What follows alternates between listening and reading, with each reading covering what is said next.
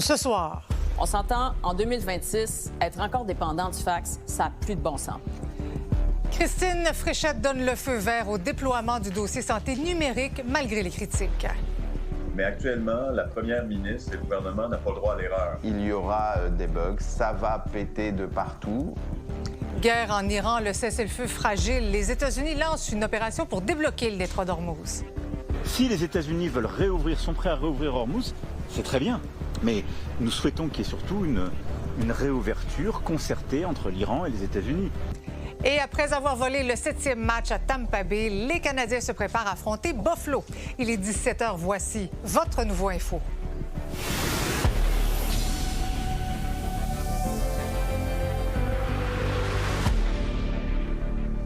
Bonsoir tout le monde, bon début de semaine. Alors, on ouvre le bulletin avec une nouvelle de dernière heure. Il y aurait eu fusillade à Washington. Pas beaucoup de détails pour l'instant. Sabrina suit ça pour nous.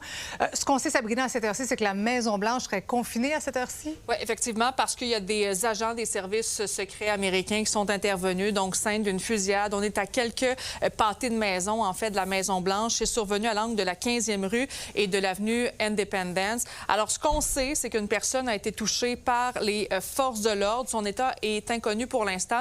C'est survenu au cours des dernières quelques dizaines de minutes, là, alors qu'on voit à l'écran un message justement des services secrets. Tu le disais actuellement, la Maison-Blanche qui est confinée. On ne déplore pas d'autres victimes, là, à tout le moins pour l'instant. Mais somme toute, quand même, les services secrets sont sur place. Le secteur, il est bouclé. On demande bien sûr aux gens qui sont là-bas d'éviter le secteur. Comme je le disais, peut-être pour vous situer un petit peu, là, on est juste un petit peu plus au sud de la Maison-Blanche. On est près là, du National Mall et près du monument de Washington.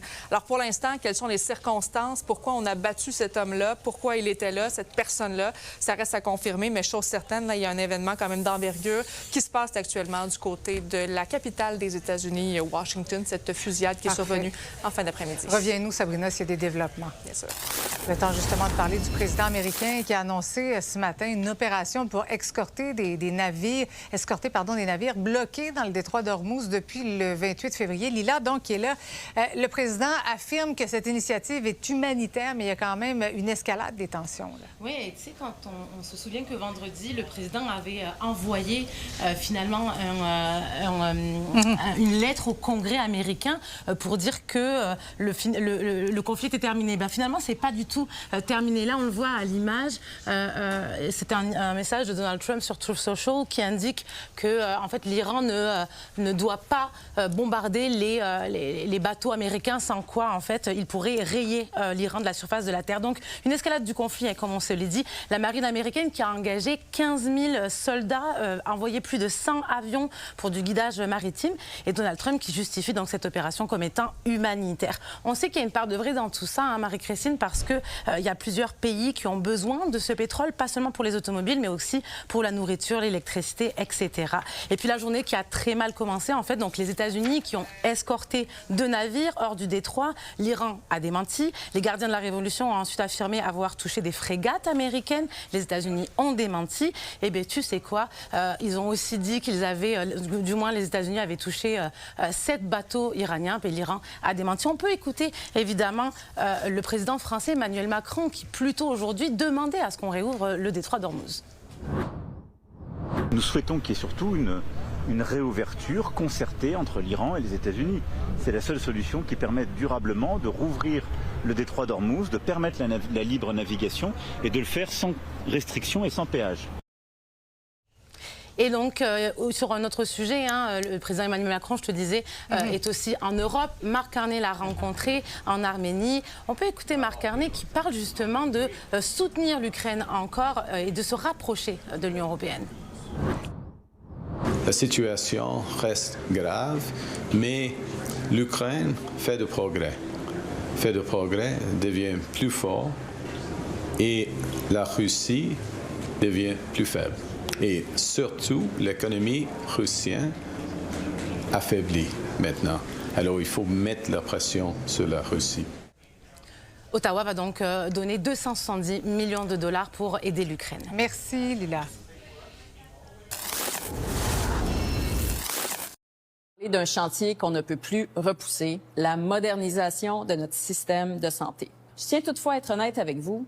Il n'est pas impossible que le début soit plus complexe. Oui, il pourrait y en avoir des bugs. Mais, je vous le dis, il est hors de question de revivre un deuxième SAG-Click.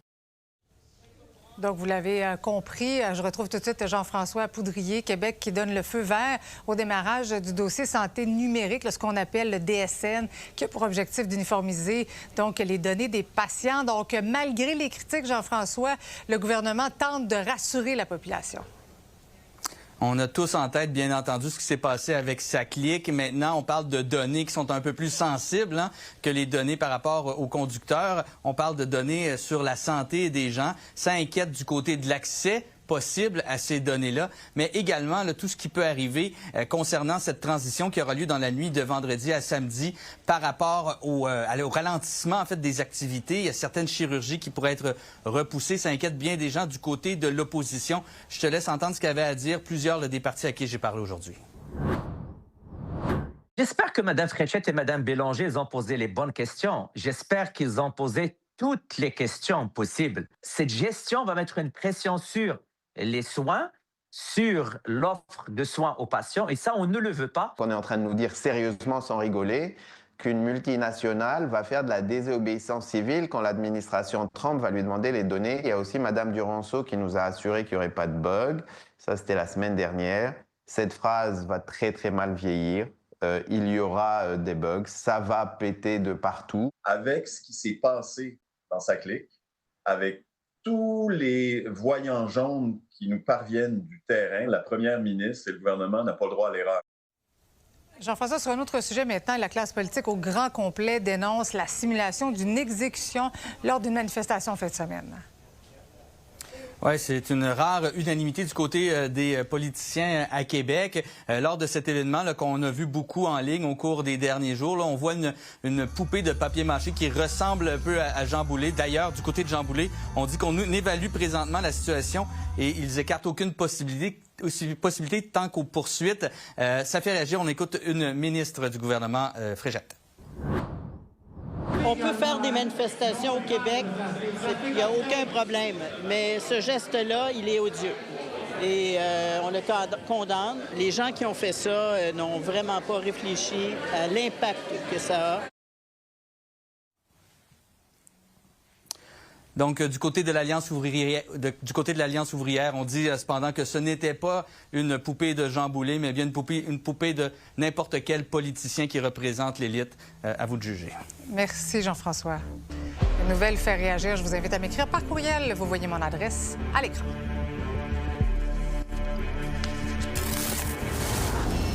On parle maintenant d'Ottawa qui va aider les manufacturiers touchés par les nouveaux tarifs américains. La Banque de développement du Canada va consentir des prêts totalisant 1,5 milliard de dollars aux entreprises dont le revenu est amputé de 20 % ou plus sur les surtaxes.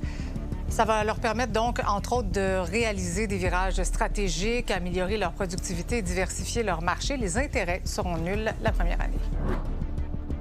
Et on a ressenti l'impact de nouvelles interprétations des tarifs sur l'acier, l'aluminium et le cuivre, que ce soit en Beauce, que ce soit au Saguenay ou que ce soit à Valcourt. We can't control the White House. We can't control what's going on south of the border. But we can control what we're doing here at home. In a moment like this, we just don't stand still. We act. Une attaque à la voiture bélier a fait 2 morts et une vingtaine de blessés, dont 2 sérieusement en fin d'après-midi. La police a arrêté le conducteur du VUS qui a foncé dans une foule dans une zone piétonne du centre-ville de Leipzig, une municipalité au sud de Berlin. On ignore pour l'instant les motivations du suspect. L'Allemagne a été secouée par une série d'attentats à la voiture bélier dans les dernières années, dont celui dans un marché de Noël. C'était en 2024. Maintenant, un bateau de croisière qui serait aux prises avec une éclosion de hantavirus pourrait être autorisé à accoster aux îles Canaries pour des contrôles médicaux. 3 passagers sont morts hier à bord du navire qui voguait sur l'océan Atlantique en partance de l'Argentine. L'infection qui provient notamment des excréments de rongeurs peut provoquer des problèmes respiratoires aigus. Le MV Ondius mouille actuellement au large du Cap-Vert en Afrique avec 149 personnes à son bord. We're not just a story. We're not just headlines. We're people with families, with lives, with people waiting for us at home. There's a lot of uncertainty, and that's the hardest part. On analyse le tout avec le docteur Alain Vadeboncoeur. Bonsoir, Alain. Oui, salut Marie-Christine. Bon, d'abord, parle-moi de ce virus. Oui, bien, en fait, on pourrait dire même les virus, parce que des hantavirus, il y en a plus d'une cinquantaine de variétés. En fait, il y en a qui donnent des symptômes plus rénaux, des saignements, puis il y a la forme respiratoire qui semble être celle là, qui a été retrouvée, malheureusement. On voit l'inquiétude du passager là, sur ce bateau-là. Donc, un virus quand même qu'on connaît, là, qui, tu l'as mentionné, qui est surtout porté par les rongeurs, hein, les rats ou les souris. Mais est-ce que ça se transmet de personne à personne? Très peu, très peu. Il y a une forme qu'on ne sait pas encore, on n'a pas encore l'identification à ma connaissance, la forme Ande ou Andes, qui est surtout en Amérique du Sud, qui a une certaine transmission, mais ça n'a rien à voir avec la transmission là, de la grippe, des autres virus respiratoires. C'est rare et habituellement, ça ne se transmet pas. Donc, c'est plus une contamination environnementale. Les gens ont été en contact avec probablement des excréments, des souillures, de la poussière qui portait ce virus-là au sein du bateau. En tout cas, c'est l'hypothèse que j'ai vue davantage circuler. Oui, puis le fait justement qu'on soit sur un bateau, il y a plus d'une centaine de personnes, un endroit très restreint, j'imagine que ça augmente le risque d'éclosion. Bien, c'est toujours inquiétant. Et puis, il y a évidemment beaucoup de gens à la même place. Je pense qu'il y a des mesures d'isolement qui sont prises tant qu'il n'y a pas isolement du virus, si on veut, pour savoir s'il est transmissible ou non. Il ne l'est probablement pas, mais évidemment, être pris sur un bateau, 149 personnes, avec des gens qui sont décédés sur place, c'est inquiétant. Mais c'est quoi les symptômes, Alain, proprement dit? Parce qu'on dénombre quand même 3 morts, puis j'imagine qu'il y a des gens qui sont plus à risque des complications, là. Oui, bien, quelques semaines après l'exposition, des fois 1 à 6 semaines, ça commence par une grippe, en fait, ou un syndrome grippal, on pourrait dire, donc de la fièvre, des douleurs musculaires. Donc, ça peut avoir l'air banal. Et pour la forme respiratoire, bien, les poumons, par contre, en prennent un coup et les poumons deviennent remplis de liquide, en fait, peuvent, pour les formes graves, là, et ça compromet évidemment la respiration, l'oxygénation, puis c'est ça qui peut être dangereux pour la vie. Et donc, cette forme-là apparaît dans le décours d'un syndrome qui, au départ, a l'air d'une infection assez banale et qui peut être assez banale chez beaucoup de gens aussi. Donc, les formes graves, par contre, peuvent être très sévères et entraîner le décès, malheureusement. Oui, quand même 3 morts et 3 personnes atteintes assez gravement. Est-ce qu'il existe des traitements? Est-ce qu'il y a quelque chose qui peut être fait sur le bateau comme tel pour soit tenter de protéger ceux qui ne l'ont pas ou encore soigner ceux qui en souffrent? Bien, c'est sûr qu'il y a des mesures d'isolement, certainement, sur le bateau en ce moment. Pour ceux qui en souffrent, bien, c'est des traitements de support, parce qu'il n'y a pas de traitement spécifique pour la forme respiratoire. Donc, de l'oxygène, mais on parle en général d'hospitalisation, souvent aux soins intensifs, avec des fois ventilation mécanique et même des formes plus avancées pour les cas les plus graves. Donc, on parle quand même de traitements médicaux assez avancés qui sont requis. Je ne sais pas du tout le niveau de soins qui peut être atteint pour les patients sur le bateau. Mais en tout cas, on compatit avec ce qui se passe là, évidemment, mais on n'est pas à risque, nous autres. Merci beaucoup, Alain. Salut. The geese can even defecate every 20 minutes according to some... Oh wow. Transformer les excréments de bernache en fertilisant, voici l'idée un peu loufoque qu'ont eu des chercheurs. Je suis au parc en Grignon où les chercheurs ont pris le temps de ramasser ces excréments pour les envoyer dans des laboratoires et les tester. To do the experiment, we got around 5 kilograms. L'idée, c'est de voir si ça peut servir à nourrir la mouche noire soldate. C'est un excellent décompositeur et elle est déjà utilisée au Québec. And we found there are research on recycling manure of cows, pigs, and chickens. But then we didn't find anything about wildlife, animals growing in urban areas like this. L'intérêt avec cette étude, c'est aussi que la population de bernache au Canada a explosé dans les dernières décennies. We answered the first question that was, can the fly grow up, develop their entire life cycle on the feces? The answer is yes.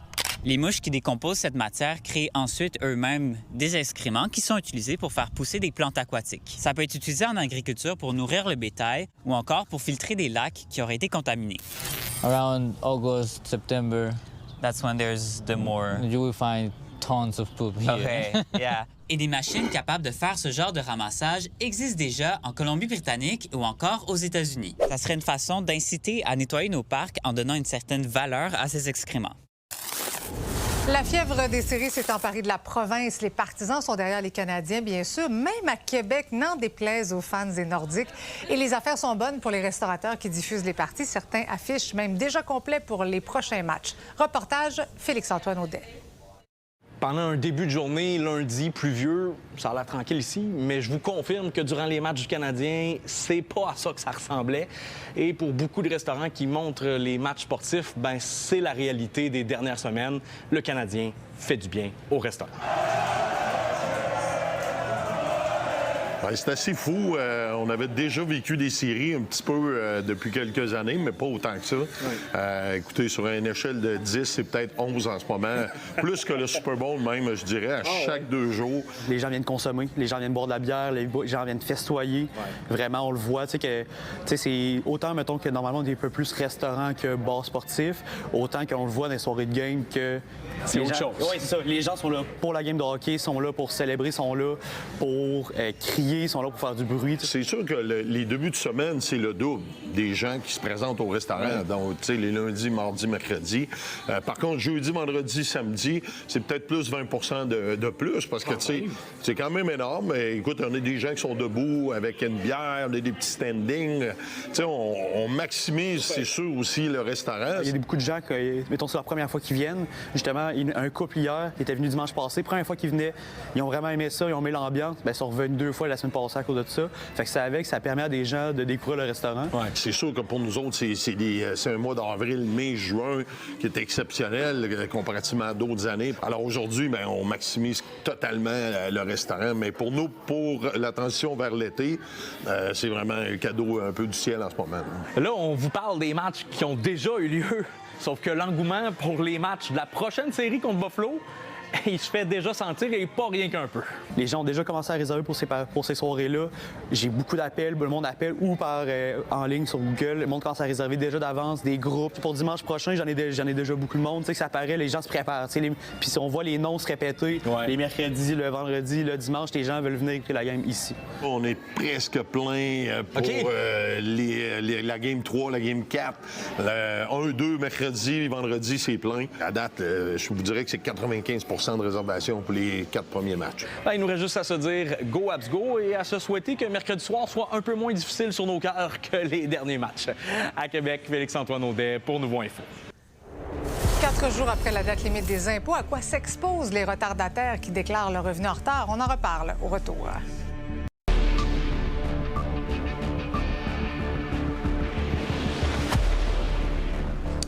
Je retrouve ce soir en Mauricie mon collègue Samuel. Alors Samuel, tu nous parles du corps d'un homme qui a été retrouvé l'été dernier, 10 ans après sa disparition, mais ça reste quand même tout un mystère pour le coroner.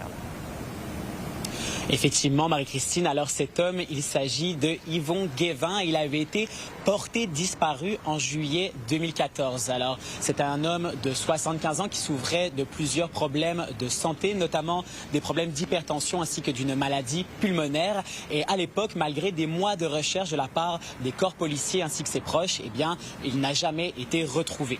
En tout cas, c'était vrai jusqu'en juillet 2025, alors qu'un groupe de plongeurs américains spécialisés dans les cas non résolus plonge à proximité de son domicile et retrouve son véhicule ainsi que son corps dans une rivière. Alors cette découverte, elle a permis à la famille de faire son deuil, bien sûr, mais également d'avoir réponse à des questions qu'ils se posaient depuis plus de 10 ans. Mais malgré tout, eh bien, le temps a rendu l'autopsie moins précise et donc plusieurs zones d'ombre subsistent encore.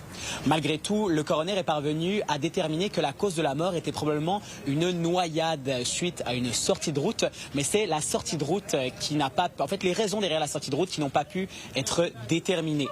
Le rapport révèle que dans les semaines précédant sa disparition, M. Guévin semblait songeur et dépressif. Il aurait même, selon ses proches, des pertes d'appétit ainsi que les idées ailleurs. Il vivait également beaucoup d'enjeux familiaux et dans une lettre qu'il aurait écrite sur le sujet, il aurait déclaré que son cœur saignait. Alors, malgré tous ces enjeux, M. Guevin n'a jamais eu de suivi psychologique avec un professionnel de la santé. Et malgré que toutes ces informations se retrouvent dans son dossier, eh bien, il n'est aucunement fait mention de pensée suicidaire ou tout autre élément qui aurait pu songer, qu'il aurait pu passer à l'acte. Un de ses amis qui l'aurait d'ailleurs vu le jour même aurait même déclaré qu'il semblait habituel du côté de sa conjointe. Eh bien, à part un regard fuyant, aucun élément n'aurait pu penser qu'il aurait pu commettre un tel acte. Mais alors, si la police est parvenue à écarter la théorie de l'intervention d'un tiers dans la disparition de M. Guevin, eh bien, le coroner n'est pas parvenu à trancher sur les raisons derrière la sortie de route. Alors, encore à ce jour, et malgré le fait que les événements soient passés il y a plus de 12 ans, on ne sait toujours pas si M. Guevin est décédé à la suite d'une sortie de route provoquée par un bris mécanique, un problème de santé ou tout simplement un geste volontaire de sa part. Pas évident quand même pour sa famille qui cherche des réponses depuis tout ce temps, mais au moins M. Guevin a été retrouvé. Merci beaucoup, Samuel. Je me tourne maintenant vers Louis-Mathieu au Saguenay-Lac-Saint-Jean. Louis-Mathieu, alors parle-moi de cette initiative de Jonquière Médic pour tenter de diminuer la liste d'attente, je dis bien tenter, pour obtenir un médecin de famille. Bien, certainement, les dirigeants de l'organisme Jonquière Médic se sont rassemblés aujourd'hui au bureau du député provincial Yannick Gagnon à Jonquière pour annoncer donc que l'OBNL allait prendre en charge 400 patients vulnérables, 400 patients qui s'ajoutent donc à l'offre de Jonquière Médic qui offre des soins de santé à domicile. Cette annonce s'inscrit dans un contexte où, à Jonquière, il y a plus de 5500 patients qui se retrouvent présentement orphelins. Désormais, de ces quelques 5000 patients, 2781 de ces patients seront pris en charge par des groupes de médecins de famille et également par Jonquière Médic à hauteur de 400 patients. Donc, une mesure innovatrice, selon le député de Jonquière, Yannick Gagnon. Quand je vous dis qu'on est dans l'innovation, on prend 400 patients vulnérables qui ne se rendent pas dans leur GMF. C'est 400 patients vulnérables qui, la voiture de Jonquière Médic, va arriver et le docteur va cogner à leur porte. Et les soins médicaux à domicile doivent faire partie d'un des piliers essentiels de la santé des Québécois. On a mis ça de côté il y a plusieurs années avec la réforme du Dr Barrett. Maintenant, je pense que c'est un retour du balancier. On essaie tout le temps de trouver quelque chose qui va amener qu'on va intéresser plus le gouvernement, puis avec l'avancement de ces 400 prises en charge-là, et que les médecins qui avaient dit oui, on y va, le conseil d'administration, on est très heureux. Jonquière Médic qui donc poursuit actuellement sa campagne de financement. Des barrages routiers sont prévus jeudi dans les rues de Jonquière. Annuellement, cet organisme a besoin d'au moins 300 000 $ pour assurer son bon fonctionnement. Je le rappelle, Jonquière Médic qui a pu intervenir auprès de 10 500 personnes depuis sa relance en 2023. Merci, Louis-Mathieu.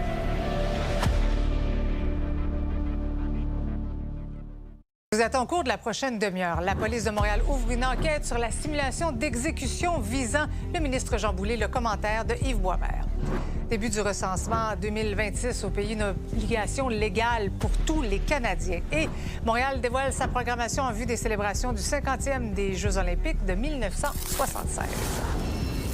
Mais d'abord, la guerre au Moyen-Orient continue malgré un cessez-le-feu fragile entre Washington et Téhéran. L'armée israélienne qui est en état d'alerte élevé après l'interception de missiles iraniens par les États-Unis. Tout de suite, on fait le point avec le professeur en sciences politiques à l'UQAM, Justin Massy. Bonsoir. Bonsoir. D'abord, parlez-moi du projet de liberté du président Trump qui vise en fait à coordonner le passage des navires dans le détroit d'Ormuz. Selon vous, est-ce que c'est une bonne stratégie? C'est-à-dire que c'est une façon pour les États-Unis de sortir de l'impasse. Les négociations menaient nulle part. La proposition dernière de l'Iran ce week-end ne répond absolument pas aux demandes américaines qui portent notamment sur l'enrichissement d'uranium. Et les États-Unis étaient pris à faire leur blocus naval pour asphyxier l'économie iranienne pour essayer de la forcer à capituler. Mais pour ça, ça prendra des mois. Et on sait que le président Trump est impatient d'arriver à une fin à ce conflit-là. Et donc, l'idée de forcer, si on veut, ou de permettre des navires pétroliers de passer dans le détroit d'Ormuz et de forcer l'Iran à essentiellement violer le cessez-le-feu, je pense que c'est à ça qu'on assiste présentement, en attaquant ces navires qui tentent de passer, est une façon de faire porter l'odieux sur l'Iran, c'est-à-dire c'est l'Iran qui est donc celle qui brise ce cessez-le-feu. Oui, justement, là, malgré le cessez-le-feu, il y a toujours des missiles. À quoi ça sert le cessez-le-feu si les parties ne le respectent pas? Ben voilà, il visait à permettre un cadre de négociation, donc de mettre fin aux hostilités, le temps de s'entendre, mais ces négociations-là n'aboutissent pas parce que les deux pensent être capables d'extraire des concessions. Les deux pensent qu'ils ont le gros bout du bâton. L'Iran, donc, ne voulait pas se plier aux demandes américaines parce qu'il disait, moi, je suis capable de contrôler le détroit d'Ormuz, de faire mal à l'économie mondiale. Donc, les États-Unis vont faire des concessions. Et les États-Unis disaient, nous, on est capable de détruire essentiellement toutes vos infrastructures, vos capacités militaires, donc vous devriez faire des concessions. Et personne ne bougeait. Le rapport de force auquel on assiste présentement dans le détroit d'Ormuz va pouvoir permettre de voir qui a donc ce gros bout du bâton au fil des jours, c'est-à-dire est-ce que l'Iran aura la capacité d'empêcher les navires civils de tenter de passer en tentant de les attaquer, ou est-ce que l'aviation et la marine américaine vont être suffisamment capables d'empêcher ces frappes-là de se produire contre les navires civils? Oui, puis il y a également une trêve entre le Hezbollah et le Liban, mais il y a toujours des combats au sud du Liban encore là. Pourquoi la trêve n'est pas respectée? Parce qu'Israël ne sent pas le besoin de mener cette trêve. Elle l'a fait que pour plaire au président Trump. Le but d'Israël est très clair, c'est de créer une espèce de zone tampon au sud Liban en adoptant, je vous dirais, une politique similaire à ce qu'on a connu à Gaza, en détruisant tout sur les kilomètres qui la séparent du Liban, des villages entiers qui sont rasés. C'est vraiment une catastrophe incroyable à laquelle on assiste au Liban présentement.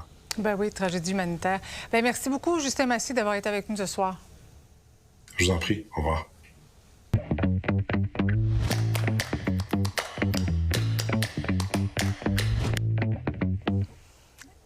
Salut Yves. Salut Marie-Christine. Bon lundi, bon début de semaine. Je veux qu'on revienne ensemble sur cette vidéo qui circule sur les réseaux sociaux depuis ce week-end. On y voit donc le groupe Alliance ouvrière qui a utilisé une fausse guillotine pour décapiter une tête en papier mâché. D'abord, quand tu vois ça, la scène comme telle, c'est quoi ta réaction?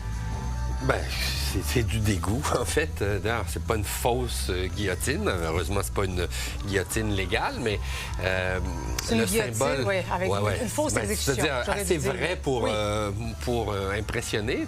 C'est de bonne taille. C'est dans le cadre d'une manifestation qui impliquait toutes les grandes centrales syndicales. C'est le 1er mai. Oui, évidemment, la fête des travailleurs. Elles se sont dissociées de ça. Sauf que Marie-Christine, c'est pas quelqu'un avec une petite pancarte barbouillée, ça. C'est quand même une installation assez grosse. Et normalement, dans des manifs, il y a des services d'ordre des syndicats. Depuis le temps où il y avait des agents provocateurs qui infiltraient les manifs et qui faisaient du trouble et qui causaient des problèmes aux syndicats, en fait. Et donc, ça les associe à un langage vraiment excessif qui est violent, en fait. Et bien, il y a bien des raisons de manifester contre les lois du travail, les réformes que la CAQ est en train d'entreprendre et que le ministre Boulay mène. Mais ça va trop loin. Tu parles du ministre Boulay, mais ce qu'on a compris, en fait, ce que l'Alliance ouvrière a dit en journée pour réagir à tout ça, il dit on n'a jamais confirmé que ce mannequin-là, c'était Jean Boulay. C'était une personne qui représente l'élite. Bon, ben d'accord. Mais il ressemble drôlement quand même à M. Boulay. C'est pas là, il faudrait comparer le papier mâché avec l'original. Le SPVM, quand même, ouvre une enquête sur cette affaire-là. Oui, bon. Donc, là, Marie-Christine, pour que ça devienne un crime, il y a quand même des standards assez élevés. Ouais. Alors, il faut que ce soit fait dans le but, si on parle de menaces de mort, dans le but d'intimider, on va dire de faire peur. Il faut que ce soit des menaces qui aient une allure sérieuse. Donc, on voit que c'est dans... Eux autres disent que c'est une atmosphère de carnaval, et puis tout le monde sait qu'on faisait seulement ça de façon symbolique. Je veux bien, ça n'excuse pas le contenu du message qui est violent. Et dans une époque où on voit beaucoup de violence politique, on en voit sur les réseaux sociaux, il y a des attaques au moins verbales envers les politiciens, c'est pas acceptable. Est-ce que ça devient un crime? Ça, c'est autre chose. C'est l'enquête du SPVM qui va le déterminer, mais ce qu'il y a quand même eu de beau dans cette affaire-là, c'est que toute la classe politique, opposant ou pas, se sont réunis, se sont unis pour dénoncer ce geste-là. Oui, et en fait, il y a un climat social quand même sain au Québec. Oui. Hein? Il y a des débats, parfois il y a des débordements, mais si on regarde l'ensemble de la planète, on peut se réjouir de la qualité relative des débats démocratiques au Québec. Et le fait que, justement, à l'unanimité, tous les partis, c'est rare qu'ils sont unanimes, se disent ça, non. Nous, on n'accepte pas que vous... Que ce soit envers Jean Boulet ou n'importe quel... N'importe qui, bien sûr. Et ça, il faut s'en réjouir. Maintenant, je serais bien étonné que ça résulte en des accusations criminelles qui est un autre niveau. Oui, mais quand même, qu'il y ait une enquête, ça démontre le sérieux aussi de la chose. Oui, peut-être ça va amener quelques personnes à réfléchir la prochaine fois qu'ils amèneront une guillotine dans une manif. Merci, Yves. À demain. Bye-bye. Le recensement canadien commence aujourd'hui partout au pays. Tous les ménages vont recevoir un questionnaire et la réponse est obligatoire. C'est une manière, vous savez, de brosser un tableau de notre population. Nouveauté cette année, des questions sur l'orientation sexuelle, l'itinérance cachée et la religion. Elliott Tremblay. Le recensement canadien fait partie de l'histoire canadienne depuis plus de 350 ans. Le premier a eu lieu en 1666 en Nouvelle-France. Oui, en Nouvelle-France. Ça fait vraiment longtemps qu'on fait ça. À l'époque, on comptait juste 3000 habitants. Aujourd'hui, Statistique Canada réalise cet exercice-là à tous les 5 ans. L'objectif, c'est de recueillir des données sur l'âge, le logement puis le travail de tous les Canadiens. Vous doutez que les questions ont évolué beaucoup depuis 1666. On a 2 questions sur l'itinérance, en particulier pour mesurer un concept qui n'a jamais été mesuré avant, l'itinérance cachée. Et là, on va pouvoir faire des liens avec la situation économique ou la disponibilité des logements. Et pour la première fois, pas à Statistique Canada, mais dans le recensement, on a une question sur l'orientation sexuelle pour les gens âgés de 15 ans et plus. Donc, ça va permettre, en combinant tout ça, d'avoir un meilleur portrait de la population LGBTQ+. Absolument tous les ménages au Canada vont recevoir, soit par courriel ou par la poste, un formulaire à répondre. Puis la participation est obligatoire. Sinon, vous pourriez avoir une amende de 500 $. C'est un peu bizarre de dire comme que c'est obligatoire, puis si vous ne le faites pas, vous allez revoir une amende. Complètement raisonnable. On devrait s'impliquer dans la société. Je pense que c'est un peu excessif, là, 500 $ pour pas répondre à un courriel, tant que tu l'as pas vu, peu importe, c'est vraiment de ta faute. Là. Je veux dire une affaire aussi, tu peux oublier.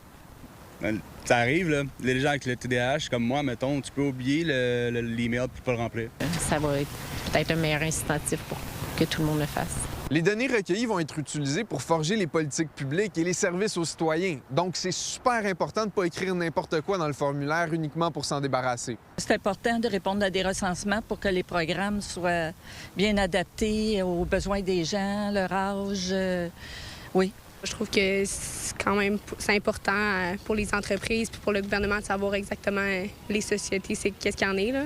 On utilise les recensements pour planifier les services de santé, l'éducation, les besoins en transport en commun, les besoins en infrastructure. Il y a 2 types de formulaires qui vont être envoyés. 75 % de la population va recevoir un questionnaire abrégé, puis les autres vont devoir répondre à une version plus détaillée. Bien, le questionnaire abrégé, c'est seulement des questions de base. En moyenne, ça prend 6 minutes par ménage pour répondre. Le formulaire long, lui, il est un peu plus long. On parle d'une 60aine de questions. En moyenne, ça prend 30 minutes pour répondre. C'est des questions, on parle de l'âge, le sexe à la naissance, le genre, l'état matrimonial. Il y a quelques questions sur les langues également. Les premiers résultats du recensement seront rendus publics environ en février 2027. À Brossard, Elliott Tremblay pour Nouveau Info. À Québec, il y a 2 enfants qui ont été blessés après avoir été heurtés par une voiture à la sortie de l'école primaire aux 80. Ça s'est passé aux alentours de 16 h dans le secteur Beauport. Un des 2 élèves était inconscient à l'arrivée des secours. On ignore les circonstances de cet accident-là qui implique aussi un 2e véhicule. Les joueurs des Canadiens profitent d'un repos bien mérité après avoir remporté leur première ronde face au Lightning. On en discute avec les gars du 5 à 7 un peu plus tard.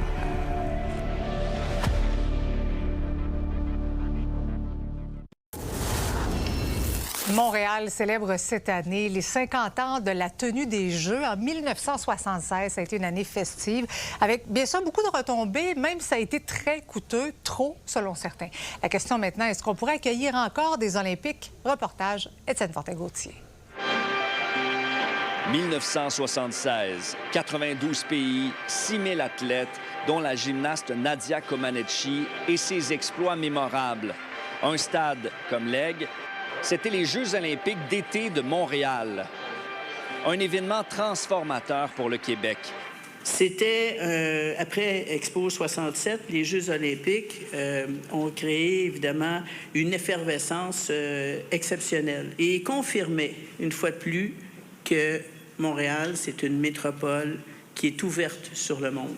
Les Jeux de Montréal ont laissé un souvenir indélébile dans la mémoire collective des Montréalais, même si ces Jeux ont coûté très cher, 1,6 milliard de dollars qu'on a finalement fini de payer en 2006. Pour plusieurs personnes qui l'ont vu, qui l'ont vécu, ils peuvent nous en parler, nous en témoigner aujourd'hui. Mais pour d'autres comme moi qui n'étaient pas encore là, ça nous permet de comprendre aussi comment on est arrivé où on est aujourd'hui. Il faut savoir connaître d'où on vient pour voir où on s'en va. Pour marquer ses 50 ans, il y aura un tas d'activités et il y a une chanson de l'artiste Lade qui est lancée pour marquer le coup.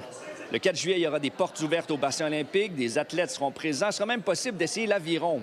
Le 1er août, un grand spectacle est prévu sur l'esplanade du Parc olympique par ceux qui organisent Pique-Nique électronique et Igloo Fest. Et dans le cadre des célébrations, ce sera également le grand retour à Montréal de Nadia Comaneci.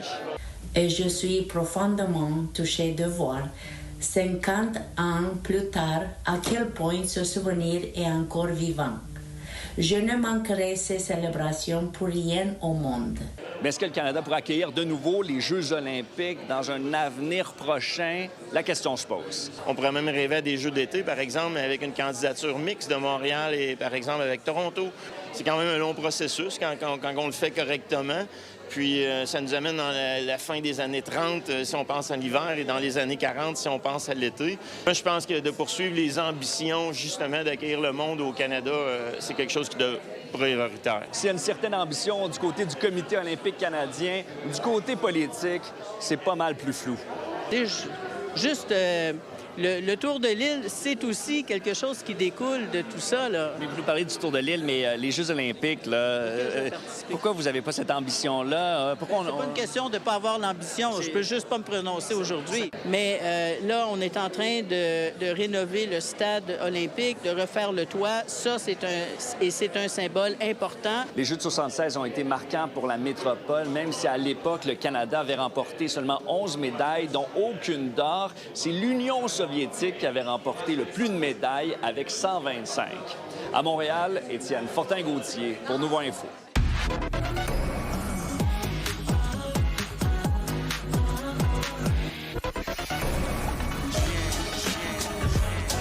Jamais j'oublie où je vis, je me souviens d'où je viens.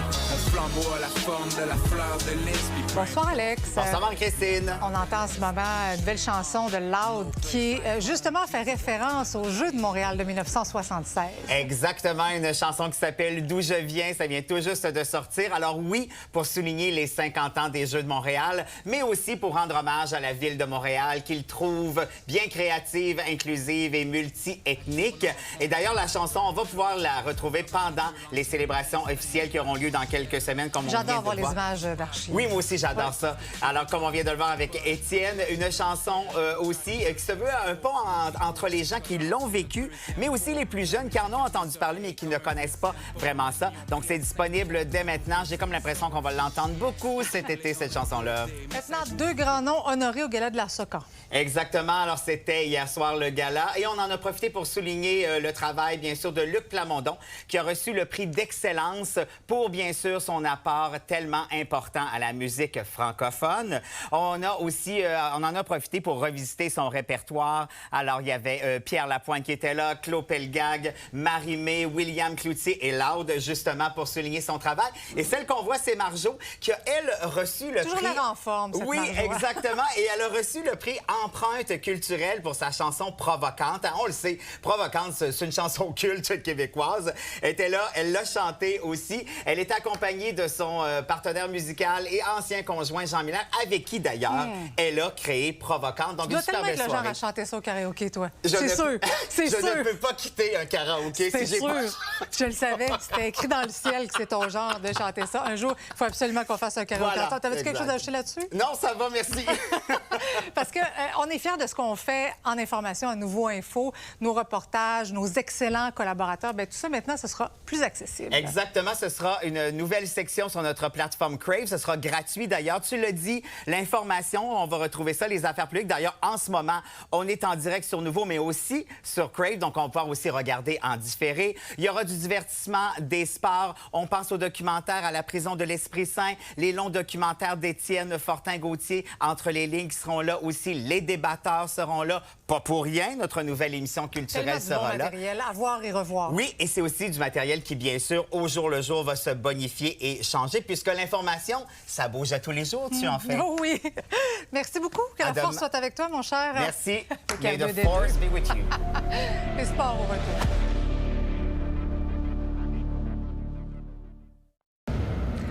Yannick, Frédéric, ça va bien? Ça va très bien, Marie-Christine, et toi? Bon début de semaine. Merci. Même quand il pleut. Oui, le soleil nous donne la main. Hein? Oui, ça va bien. Alors, sur cette chanson de Kathleen, même si tout le monde s'entend pour dire, les gars, que c'était pas le match du siècle hier, le CH qui passe quand même en deuxième ronde. Là. Mais rendu au 7e match, Marie-Christine, ce n'est pas tant la façon dont tu joues, c'est le résultat qui compte. Et c'est ça que le Canadien a fait hier du côté de Tampa Bay. En fait, il l'a fait pour une bonne partie de cette série face au Lightning. Il est allé gagner 3 matchs du côté de Tampa Bay dans cette série. Tu l'as mentionné, 9 tirs au but seulement dans cette victoire de 2-1. C'était stressant quand même. Oui, c'était stressant. Oui, c'était stressant. 27 minutes sans tir au but. Moi, j'étais stressé. Parce qu'à un moment donné, tu te dis, OK, tu joues avec le feu, mais ce bonhomme-là, Jakub Dobeš a fait la différence. Il a été excellent tout au cours de la série. Ouais. Il a stoppé 28 des 29 tirs du Lightning de Tampa Bay, qui était quand même établi favori pour l'emporter. Alors, le Canadien qui mérite amplement ce passage en deuxième ronde. On a bien hâte que ça commence mercredi du côté de Buffalo. Mais avant de parler de ce qui s'en vient, vous avez des images des célébrations savoureuses après le match? Ah oui. Il y en a eu plusieurs de célébrations. Ça a tourné beaucoup sur les médias sociaux. Une des images que l'on a beaucoup vues, puis on te le présente immédiatement, c'est l'entraîneur-chef Martin Saint-Louis, qui a été excellent, soit dit en passant, qui a repris les paroles du célèbre film Le Loup de Wall Street pour dire à ses joueurs qu'il était fier d'eux. C'est frapper la poitrine ensuite là, pour dire, oui, on passe à l'étape suivante. C'est peut-être pas ça, Yannick. Là, mais... Bref, pas mal ça. Il y avait du plaisir dans ce vestiaire-là. Il y a aussi Philippe Danault. Yannick, t'es pas obligé de faire la trame sonore. Là. OK, parfait. Philippe Danault, en 2021, avait mangé de la pizza lors des séries éliminatoires. Hier, il a surpris Mike Madison pendant son point de presse. Il lui a donné une pointe de pizza. En plus, Madison, il est intolérant au lactose. Je pense. Yannick, voilà, c'est ça? Pas de produits laitiers puis pas de gluten. Regarde la petite bouchée qu'il prend. Bouchée, mais il devrait être correct pour le prochain match. Philippe Danault, il est affamé, lui, quand même. Jakub Dobeš, à la fin d'une entrevue télévisuelle, regarde, Samuel Montembeault, bon joueur, ça arrive, et l'entarte. Alors, tu vois vraiment qu'il y a une bonne entente. Puis il y a même un gars de Détroit. Je veux te montrer ça. Il y a un gars de Détroit. Mais pourquoi un gars de Détroit? Ben, je sais pas, mais c'est un fan du Canadien. Puis sur des petits cartons, il a redessiné le but d'Alex Newhook, le but victorieux. Et lorsque tu bouges tous les petits cartons ensemble, qu'est-ce que ça nous donne, Marie-Christine? Regarde, pour le moment, c'est pas passionnant, là, mais regarde. C'est le but d'Alex Newhook derrière Vasilevski, renvoie la rondelle devant et le but. Alors voilà. Faut quand même avoir du temps à perdre. Oui, mais c'est un gars de Détroit. Pas grand-chose à faire. Du temps à perdre, mais pas mal de talent aussi en décès quand même. Là, les séries qui se transportent à Buffalo, c'est mercredi. Mais est-ce qu'on sait à quoi on s'attend comme affrontement? Ben, écoute, c'est la meilleure équipe de la section Atlantique. Ils ont eu 109 points cette saison. Les Sabres ont gagné leur série en 6 matchs contre les Bruins de Boston. Les deux équipes, le Canadien et les Sabres, ont divisé les honneurs des 4 parties cette année. Première fois depuis 2011 en série pour les Sabres. Et à Buffalo aussi, c'est pas mal l'effervescence des séries éliminatoires. On devrait avoir une très bonne série. Point d'interrogation, cependant, les gardiens de but des Sabres. Mais ils ont fait le travail depuis le début de l'année. Alors, bien hâte, ça commence que mercredi. Merci, les gars. À demain. Bye. À demain. À demain. Bye-bye.